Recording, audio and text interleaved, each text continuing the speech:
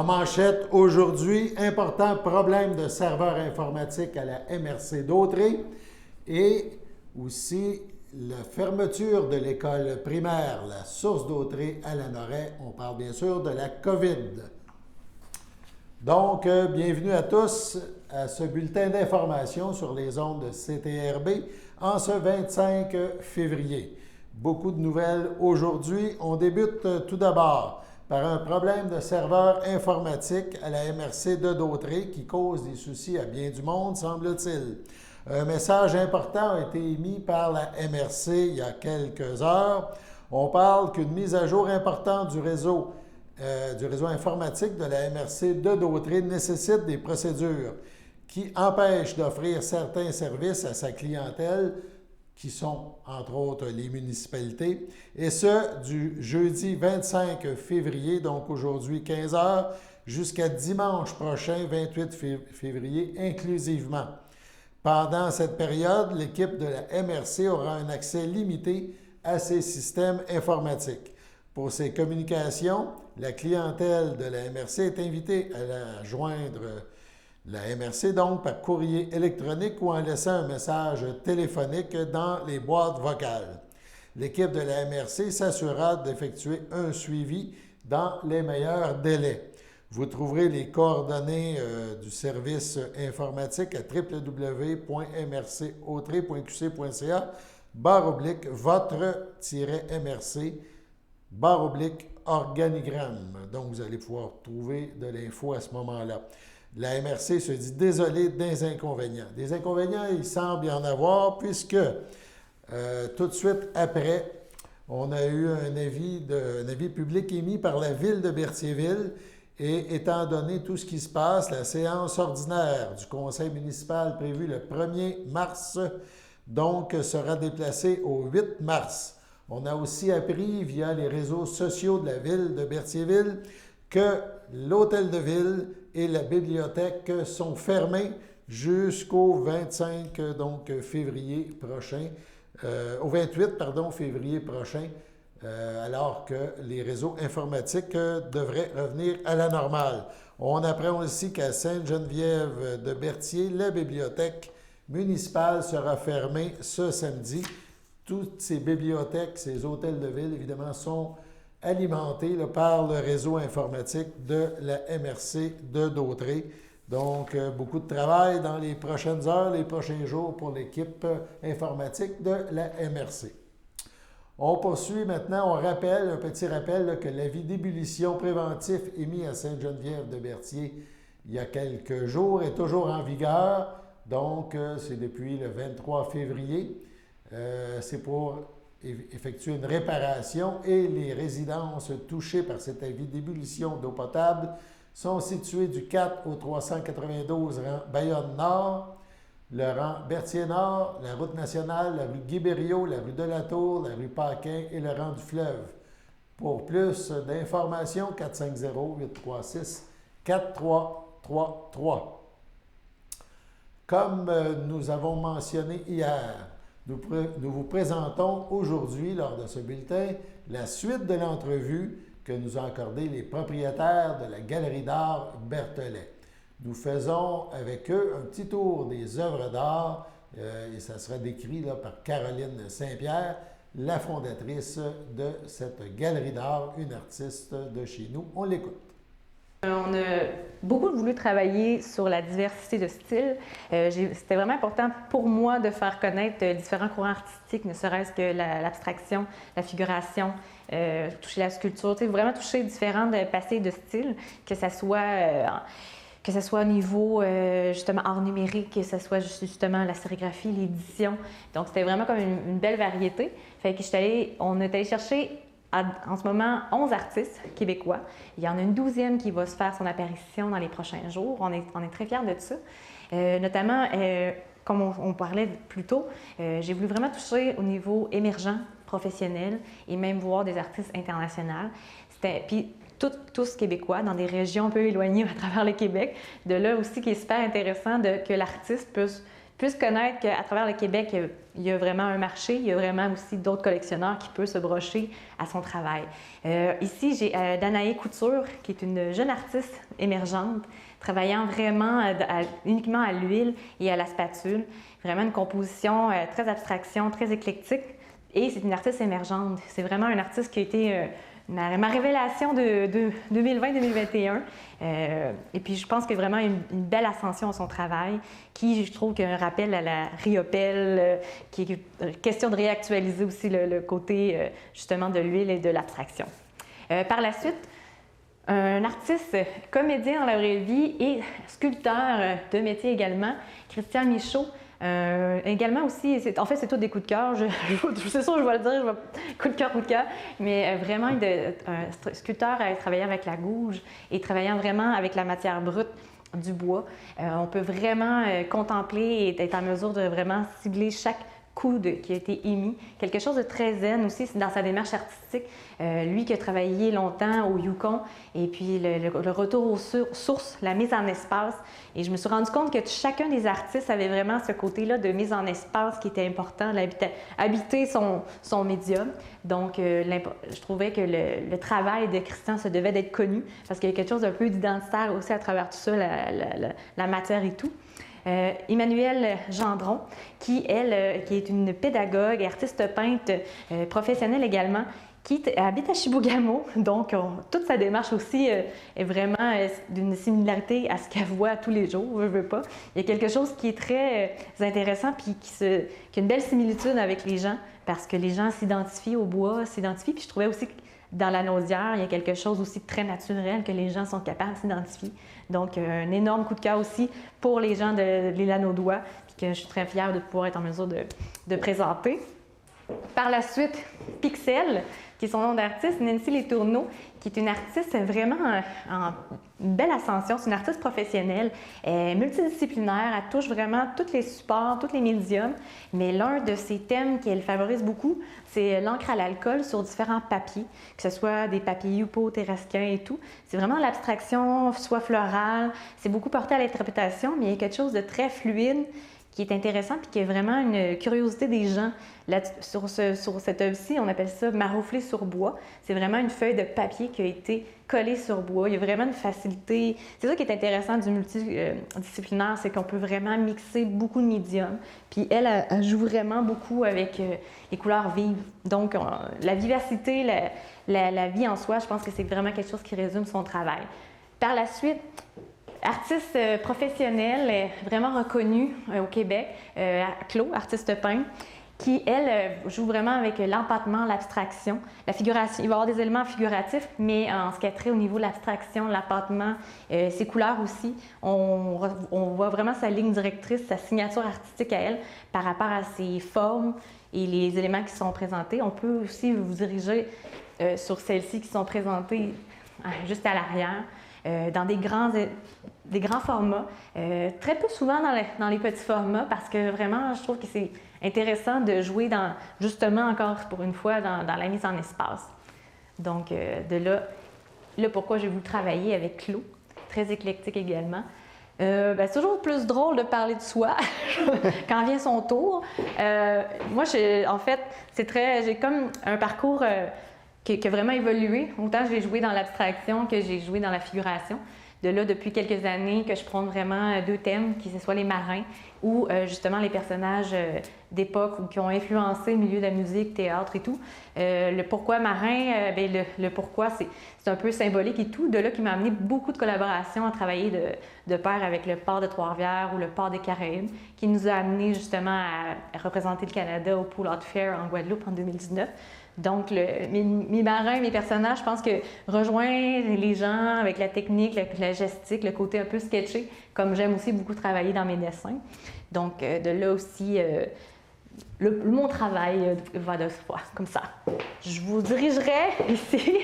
Bon, on a aussi des œuvres. Je vous présente ici Agnès Robin.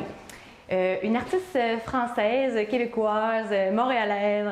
Elle a vraiment un bagage travaillant le portrait, surtout le féminin, portrait noir et blanc, mélangeant beaucoup de textures. C'est une artiste vraiment multidisciplinaire, autant dans ses médiums que dans ses supports, toujours dans la féminité, la finesse. Donc, c'est vraiment quelque chose aussi que c'était dans des grands formats, autant que dans des petits formats aussi. De là aussi que ces art prints, on a fait une section art print avec ces œuvres. C'est vraiment exemplaire et la finition est parfaite, là. Donc, ces œuvres sont parfaites pour faire autant des reproductions. Dans le fond, pour terminer, je vous présenterai Cindy Gouningham, pardon Cindy, qui est une artiste de Québec, travaillant vraiment, sa démarche artistique est vraiment de faire mettre en valeur les éléments de la nature. C'est vraiment important pour elle de faire valoir ce côté un peu ésotérique d'une part. Il y a quelque chose aussi de faire très poétique également, qui fait en sorte que tous ces éléments de la nature, la composition, la gestique un peu, même brute, même voir laisser le dripping, l'erreur fait de sa composition l'œuvre en soi, là. Par la suite, je présente Cathy Bélanger, une artiste trifluvienne qui œuvre dans la sérigraphie. Justement, on en parlait plus tôt que c'était vraiment un art qui était un peu méconnu, mais que c'est le plus connu et un des plus vieux, justement, même avant que ce soit les œuvres, la peinture ou la sculpture. Sérigraphie, c'est vraiment une technique qui est vraiment sous différents passages, c'est-à-dire que vraiment l'image est filtrée, numérisée sur une soie. Et chaque couleur, c'est un passage, donc c'est vraiment beaucoup de minutie, de répartition, de composition, avant d'arriver vraiment à une finalité, avant d'une image. Donc, pour avoir une simple petite image, ça peut prendre pratiquement une semaine de travail, là, d'avoir vraiment les bonnes couleurs, les bonnes dimensions, les bonnes presses aussi.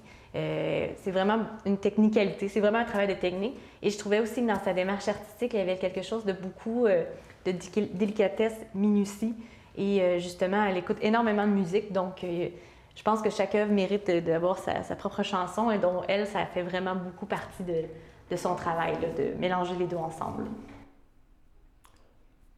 Vous désirez regarder l'ensemble de l'entrevue, la totalité, ça sera disponible sous peu dans la page YouTube de CTRB TV sur YouTube.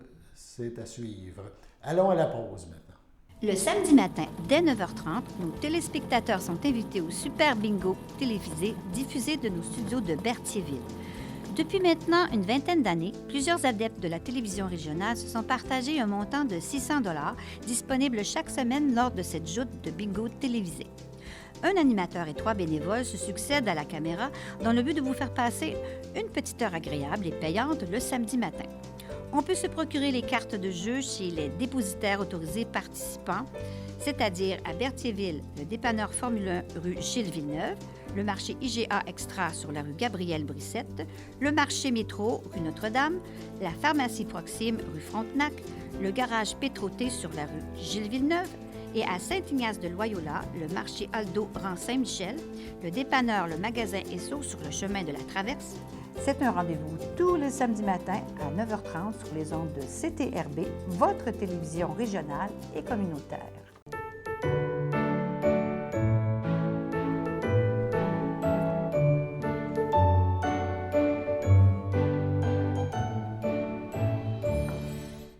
La FADOC de l'île du Pas souhaite bonne fête à Suzanne Courchaine et à Alain Moreau. L'Association des personnes handicapées du secteur Berthier souhaite un heureux anniversaire à Jocelyne Gasse et à Henriette Dubé. C'est votre fête aujourd'hui, 25 février. Toute l'équipe de CTRB se joint à moi et vous souhaite bonne fête. On poursuit maintenant nos informations. Il y a eu conférence de presse concernant le CI3S de Lanaudière. Lors de cette conférence de presse, plutôt aujourd'hui, donc 25 février, le CI3S de Lanaudière, le Conseil des Atikamekw de la Manoine, ainsi que Yann Laferrière, ministre responsable des Affaires autochtones du Québec, et Christian Dubé, ministre de la Santé et des Services sociaux du Québec, ont annoncé de nouvelles mesures de sécurisation culturelle et la création d'un comité de réconciliation. On écoute Mme Carole Babir, présidente, directrice générale du CI3S, le chef du Conseil des Atikamekw, Paul-Émile Ottawa, et le ministre Christian Dubé. Le décès de Joyce Echaquan le 28 septembre 2020 à l'hôpital de Joliette a bouleversé tout le monde. Ça a ébranlé la société. Et l'ensemble de l'équipe du CIS de Lanaudière a été ébranlé. Ça a mis en évidence la nécessité de poser des gestes concrets pour assurer un droit d'accès équitable, libre de toute discrimination aux services de santé et aux services sociaux dans l'ensemble des installations du CIS de Lanaudière. Et ce sont les fondements aussi de notre loi sur les services de santé et les services sociaux. Donc, nous sommes ici aujourd'hui pour vous annoncer que nous mettons en place des mesures de sécurisation culturelle au CIS de Lanaudière et que nous créons, en partenariat, le CIS et le Conseil Atikamekw de la Manoine, un comité de la réconciliation. Il est prioritaire pour moi de travailler à rétablir les ponts avec la communauté Atikamekw, de créer un véritable partenariat avec la communauté de la Manoine. Et je crois que nous arrivons aujourd'hui, le chef Ottawa et moi-même, avec des mesures qui vont contribuer à atteindre cet objectif. Alors, je vais vous parler des mesures qu'on a convenues ensemble.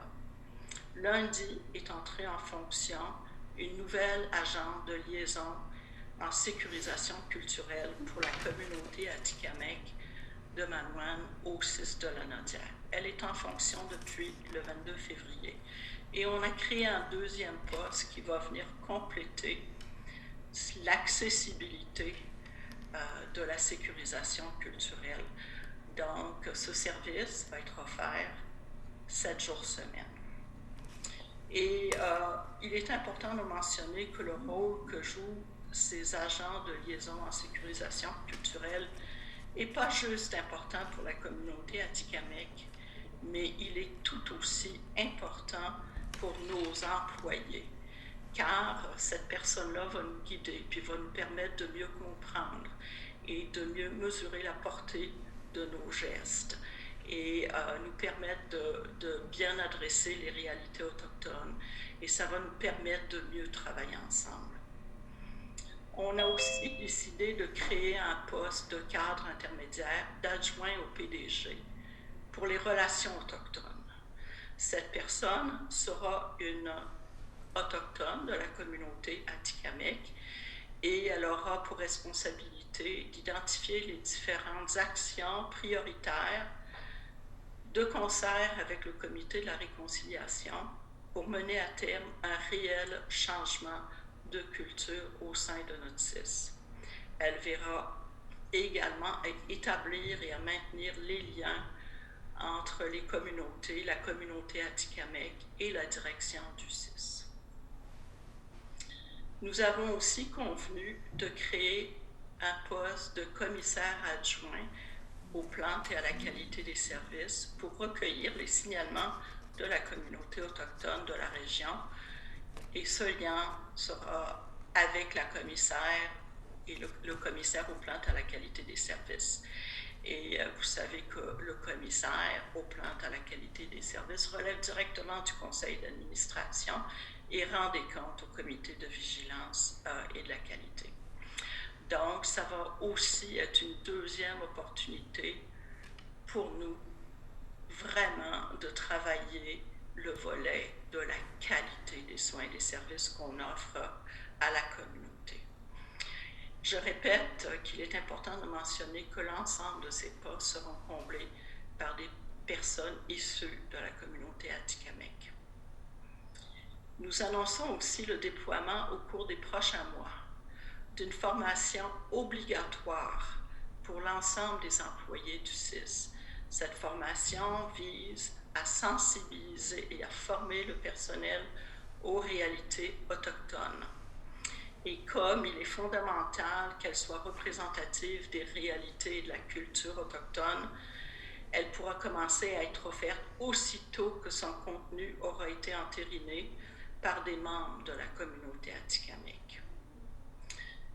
Je voudrais quand même rappeler que depuis novembre 2020, le personnel du CIS de Lanaudière doit suivre une conférence obligatoire de sensibilisation aux réalités autochtones intitulée « S'informer sur les réalités autochtones ». Alors, je vous remercie à tous d'être présents ici. C'est un honneur pour moi de participer à ces annonces qui sont le fruit de multiples échanges qui ont eu lieu depuis décembre 2020 entre la direction du CIS de Lanaudière et le Conseil des Atikamekw de Manoine. On a tous l'obligation et le mandat de s'assurer de répondre aux besoins de la communauté atikamekw de Manoine en matière de santé et de services sociaux. On a tous le droit de vivre, d'être soignés et de mourir dans la dignité. Il est de notre devoir de faire cet effort collectif pour garantir un changement véritable et durable au sein des établissements du réseau de santé et des services sociaux, non seulement de la région, mais dans l'ensemble du Québec. Alors, c'est un réel plaisir et un honneur pour moi de participer et d'être présent à l'annonce, à ces belles annonces qui ont été faites par Mme Barbier. Et nous pouvons vous assurer de notre entière collaboration pour la mise en œuvre des actions qui ont été privilégiées et priorisées pour amener des changements durables au sein des établissements de santé du réseau. Merci. J'aimerais en profiter aussi de cette journée-là pour vous annoncer que nous allons offrir à la communauté atikamekw un siège au conseil d'administration du CIS de Lanaudière. Je pense que c'est un poste qui est plus que symbolique quand vous connaissez la structure du réseau de la santé, d'avoir des sièges qui viennent refléter la participation locale des différents CIS et des CIUS. Alors, pour moi, si jamais vous voulez saisir cette occasion-là, ce poste-là pourrait être comblé en collaboration avec vous au cours des prochaines semaines, prochains mois, de façon à ce qu'on puisse travailler ensemble pour nommer la bonne personne qui pourrait représenter, en plus de tout ce qui a été mis en place jusqu'à maintenant au conseil d'administration. La direction de santé publique Lanaudière, en collaboration avec la direction de l'école primaire de Lanoraie, a pris la décision de fermer l'école La Source d'Autrey, à Lanoraie donc, et ce depuis le 24 février, en raison du nombre important de cas positifs confirmés au virus COVID-19. À cette école, on prévoit que le retour en classe se fera après la semaine de relâche, soit le 8 mars, ou plus tard pour certains groupes isolés, selon les directives que les parents ont reçues de la direction de la santé publique. Pour toute question de santé publique, vous pouvez téléphoner au 1-877-644-4545. De plus, tel que recommandé par les autorités, n'hésitez pas à vous faire dépister ou à faire dépister votre enfant dès l'apparition d'un symptôme. À noter que dans ce cas, tous les membres de votre bulle familiale devront demeurer en isolement à la maison jusqu'à la réception d'un résultat négatif. Dans une publication Facebook mercredi après-midi, la municipalité de Lanoraie annonce la fermeture préventive de l'hôtel de ville depuis le 24 donc février, et ce jusqu'à nouvel ordre, étant donné les éclosions récentes de la COVID-19 sur le territoire de Lanoraie. Les services municipaux restent restreints donc, étant donné que la majorité sont des services restreints, étant donné que la majorité des employés municipaux sont en télétravail suivant les mesures gouvernementales en vigueur. Aucune rencontre ou visite à l'hôtel de ville n'est donc permise. Vous pouvez communiquer avec la municipalité par téléphone 450-887-1100, le poste 3000, ou par courriel info@commerciallanoraie.ca. En limitant les contacts directs avec la population, la municipalité vise à ce que les employés puissent continuer à maintenir les services, et ce, sans mettre leur santé à risque. On poursuit maintenant avec des informations sur la COVID. Évidemment, il y a éclosion à la Valtrie. La MRC d'Autrey, qui avait environ 30 ou 31 cas il y a quelques jours, affiche aujourd'hui 103 cas. De ce nombre, 64 cas viennent de Lanoraie. Voilà donc pour ces informations. On passe maintenant à la pause. Sachez que vous pouvez nous faire part de vos commentaires, soit pour une annonce gratuite sur notre babillard ou toute autre suggestion en nous rejoignant par téléphone au 450-836-5103, 450-836-5103, ou bien par courriel tvcberthierville@hotmail.com, sur Facebook en écrivant Facebook CTRB. Et surtout, n'hésitez pas à visiter notre chaîne YouTube afin d'y retrouver une grande partie de notre programmation sur YouTube CTRB. Les émissions sont classées par catégorie, vous permettant de chercher moins longtemps. Vous pouvez aussi cliquer sur le rectangle rouge « S'abonner » pour être à l'affût des dernières émissions enregistrées.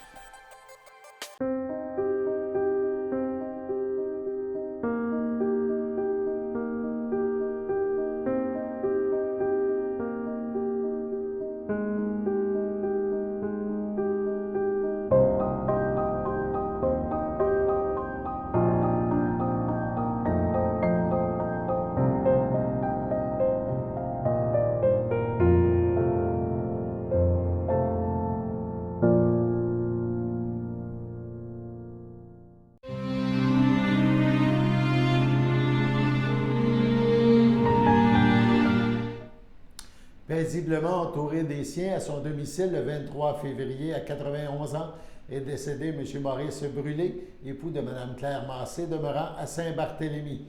Il laisse dans le deuil, outre son épouse, ses enfants Guy Brûlé, June Grégoire, Chantal Brûlé, Alain Bellumeur, ses petits-enfants Francis Brûlé, Hans Brûlé, Aurélie Valois, William Brûlé, Cathy Perlag, son arrière-petit-fils Léandre et bébé Scarlett à venir. Son frère, ses sœurs, beau-frère et belle-sœur, Marie-Berthe Brûlé, Monique Brûlé, Marcel Laurando, André Brûlé, Véronique Massé, Lise Lincourt, Lise Massé, ainsi que plusieurs neveux, nièces, autres parents et amis. La famille accueillera parents et amis le 15 mai prochain, dès 13h, en l'église de Saint-Barthélemy. Suivront les funérailles à 14h30. Les cendres de M. Brûlé seront déposées au columbarium du complexe funéraire Thériault. On passe maintenant à la météo.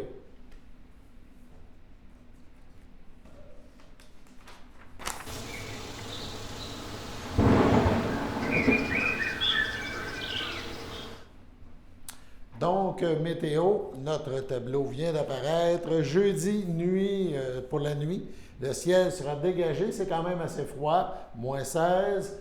Demain matin, c'est frisquet, mais le beau soleil. Belle journée qui commence. En après-midi, soleil et quelques nuages, moins 6, très confortable. On y va pour vendredi en soirée, passage nuageux, moins 9. Et dans la nuit de vendredi, moins 10, passage nuageux. Voilà, c'était vos informations sur les ondes de CTRB, votre télévision locale et régionale.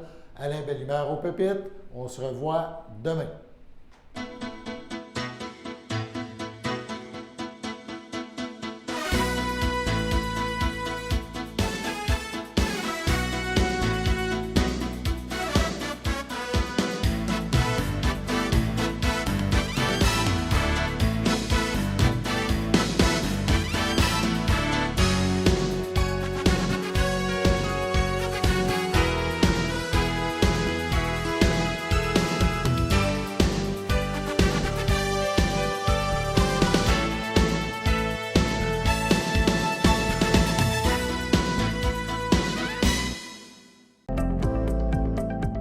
Les télévisions communautaires autonomes du Québec, ce sont les télévisions les plus importantes parce qu'elles sont proches de la communauté.